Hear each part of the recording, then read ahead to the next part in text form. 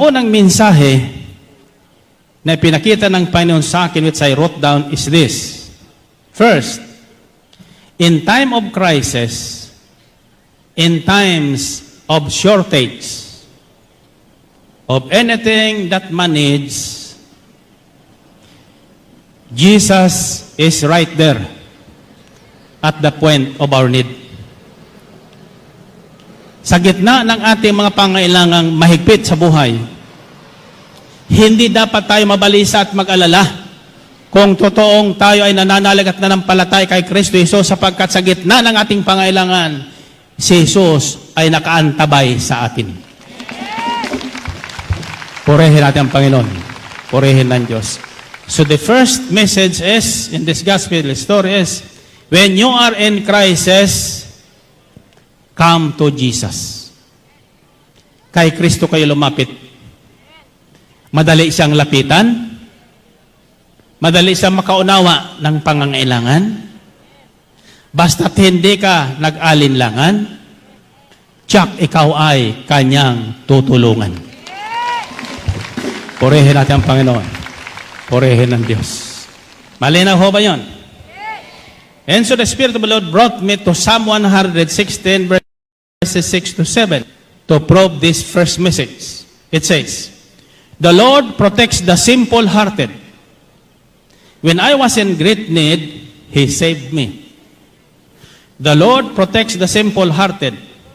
When I was in great need, He saved me. Ang Panginoon ay pinoprotektahan niya, inaantabayanan niya ang mga taong simple lang kung mabuhay. Mga taong wala nang inaasahan kundi ang Diyos. Mga taong hindi umasa sa kanilang karunungan. Mga taong hindi umasa sa kanilang tungkulin sa pamahalaan at sa lipunan. Mga taong hindi pinagmamayabang ang kanilang mga tungkulin at kaalaman, kundi mga taong nananatiling taong may kamatayan, kaya naman nanatiling nananalig at nanampalataya, nagtitiwala sa pinagbuhatan ng kanilang buhay. Amen ba? Kay Kristo na ating Panginoon. And so, brothers and sisters, mark this message. In times of any crisis in your life, nawalan ka ng asawa, nawalan ka ng hanap buhay, binawasan ka ng sweldo, kumukulang na ngayon ang kita mo sa buhay, sa buhay, hamantalang lumataas naman ang mga bilihin, huwag kang mabalisa. Huwag kang matakot. Manalig ka kay Jesus. Lahat na kailangan mo, ilapit mo sa Kanya. Tiyak, ikaw ay Kanyang tutulungan. Amen? David has this testimony. The Lord protects the simple-hearted. When I was in great need, He saved me. Si Yahweh ang nag-iingat sa wala ng sumaklolo. Noong ako ay manganib, iniligtas niya ako.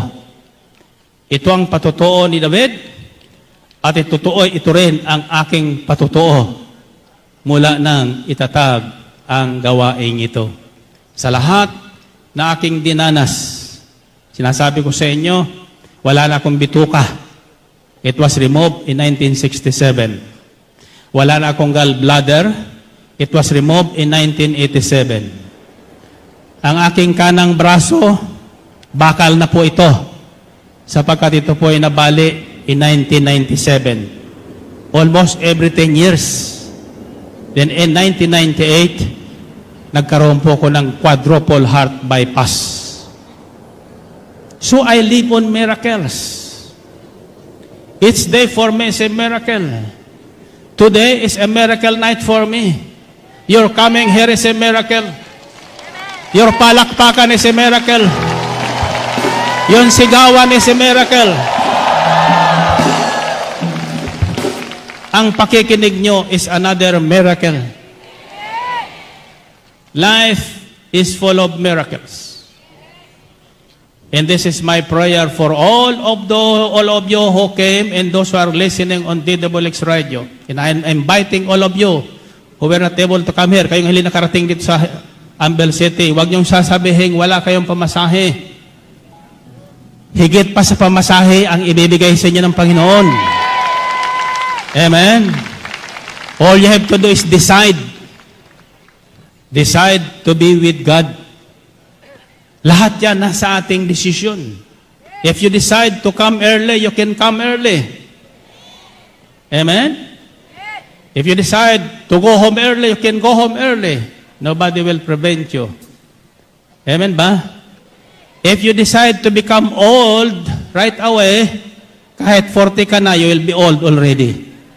But if you decide to become young like me, 17 na ako, 17 lang ang pakiramdam ko. Amen ba? Hallelujah. Purihin natin Panginoon. Purihin ang Diyos. Okay. Now, so iyon po ang unang mensahe doon. No? In times of crisis, in times of great need, don't worry. Be happy. Lapitan niyo si Jesus. Huwag kayo lumapit sa kapitbahay. Huwag kayo lumapit sa 5-6. Huwag kayo lumapit sa inyong mayor. Huwag kayo lumapit sa inyong congressman. Huwag kayo lumapit sa inyong senador. Ang mga yan, pag eleksyon, malapit sa atin. Pag nakapwesto na, nakikita nyo pa ba? Sa 2010, makikita nyo naman yan. Pero baka hindi sila lumapit sapagkat kandidato rin ako. Purihin natin ang Panginoon. Purihin ang Diyos. Glory to God, glory to Christ Jesus. Nabasa ko kasi, pag inulit-ulit mong winika, mangyayari. Kaya inuulit-ulit ko yan eh. Amen ba? Ay hindi alam lang iba yan. Amen? Now, the second message is this. Di lumapit. Alam ni Mary kung sinong lalapitan eh. Kaya hindi siya kinabahan, hindi siya nabalisa. Diretso siyang lumapit sa Panginoong Jesus. Alam niya yun lang makabibigay ng lunas sa pangangailangan. Amen ba? When you are in need, you come to Jesus. He will supply all your needs according to His riches in heaven. Ayon sa kanyang kayamanang natatago sa langit. Kayamanan ng Panginoon, natatago sa langit. Pero mawi-withdraw natin dito sa lupa. Ngayong gabi, magwi-withdraw tayo. Sinong gusto mag-withdraw? Pakinggan niyo kung paano kayo mag-withdraw. Nakikinig kayo?